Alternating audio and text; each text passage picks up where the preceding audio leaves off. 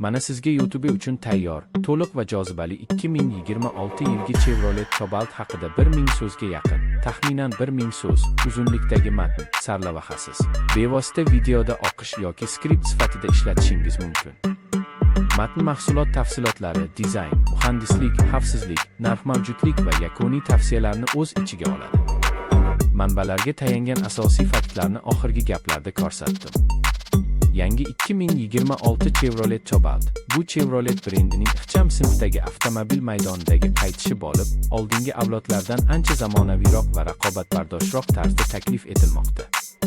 Dizayni aniq chiziqlar, kengroq old panjarasi va yupqa LED chiroqlari bilan yangilanib, shaharda ham, uzun yo'lda ham zamonaviy ko'rinish beradi.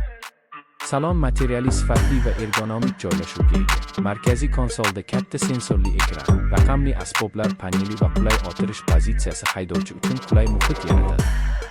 Har xil to'plamlarda trim taqdim etilishi kutilgan Cobalt turli xaridor ehtiyojlariga moslashadi. Bazaviy, komfort va yuqori to'plam, S yoki Premier kabi nomlar bilan variantlari mavjud.